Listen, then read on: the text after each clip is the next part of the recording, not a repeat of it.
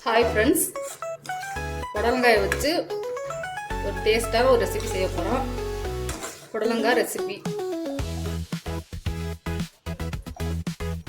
இது வந்து புடலங்காயில் உசிலி செய்ய போகிறோம். டேஸ்ட் நல்லாயிருக்கும். ரொம்ப எப்படி செய்கிறதுன்னு பார்ப்போம். 2 புடலங்காய் எடுத்திருக்கேன். இதுக்கு வந்து 2 டேபிள் ஸ்பூன் அளவுக்கு கடலைப்பருப்பு எடுத்து 1 மணி நேரம் ஊற வச்சுருக்கேன். இது வந்து அரைச்சிக்கணும். ஃபஸ்ட்டு இந்த புடலங்காயை நறுக்கிக்குவோம். 2 சைடு நறுக்கிடுவோம்.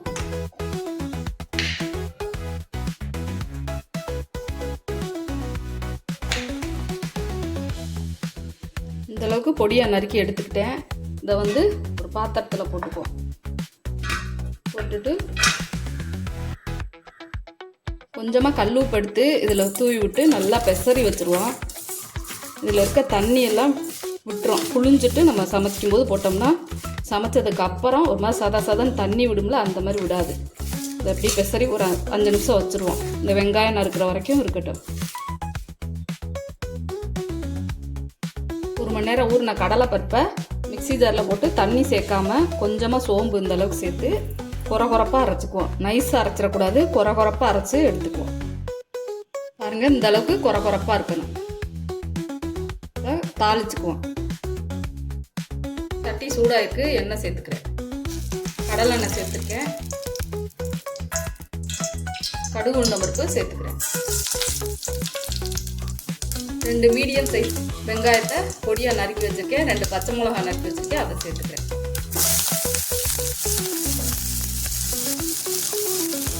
கருவேப்பிலை சேர்த்துக்கிறேன். வெங்காயம் நல்லா வதங்கட்டும். இந்த அளவுக்கு வெங்காயம் பொன்னிறமாக வதங்குற வரை வதக்கிட்டு அப்புறம் இந்த அரைச்சி வச்சுருக்கோம்ல அந்த கடலை பருப்பு அதில் சேர்த்துக்குவோம். இதை வந்து நல்லா உதிரியாக வர்ற வரைக்கும் லோ ஃப்ளேம்லேயே வச்சுக்கணும். நல்லா வெந்தி விட்டுக்கிட்டே இருக்கணும்.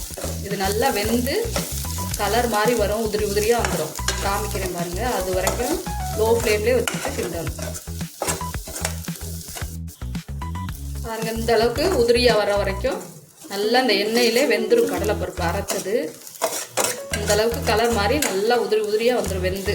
அப்போ தான் டேஸ்ட்டு நல்லாயிருக்கும். எண்ணெயிலே வேந்தால் தான் டேஸ்ட் நல்லாயிருக்கும். இப்போ நல்லா வெந்துருச்சு. கலர் மாதிரி உதிரியாக வந்துருச்சு. இப்போ புடலங்காய் பெசரி வச்சுருக்கோம்ல உப்புல, அதை வந்து நல்லா புழிஞ்சுக்கணும். நல்லா புழிஞ்சிட்டு இதில் சேர்த்துக்கணும்.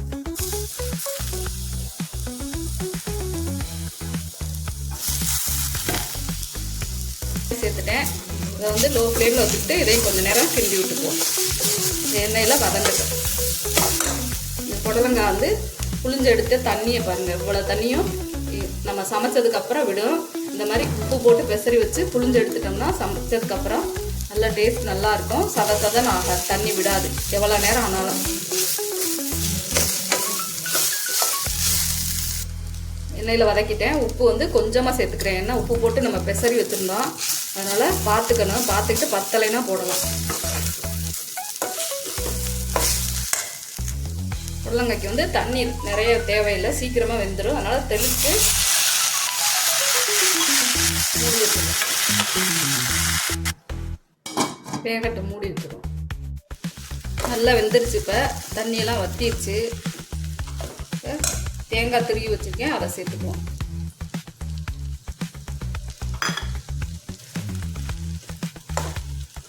ஒரு நிமிஷம் கிண்டி விட்டுட்டு அடுப்பு ஆஃப் பண்ணிட்டு புடலங்காய் உசிலி ரெடி ஆயிடுச்சு.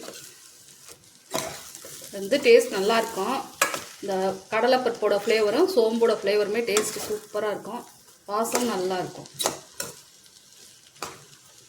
ஒரே மாதிரி பொரியல் செய்யாமல் இந்த மாதிரி டிஃப்ரெண்ட்டாக செஞ்சால் எல்லோரும் விரும்பி சாப்பிடுவாங்க. நீங்களும் இதே மாதிரி செஞ்சு பாருங்கள். இந்த வீடியோ பிடிச்சா லைக் பண்ணுங்கள், ஷேர் பண்ணுங்கள், சப்ஸ்கிரைப் பண்ணுங்கள்.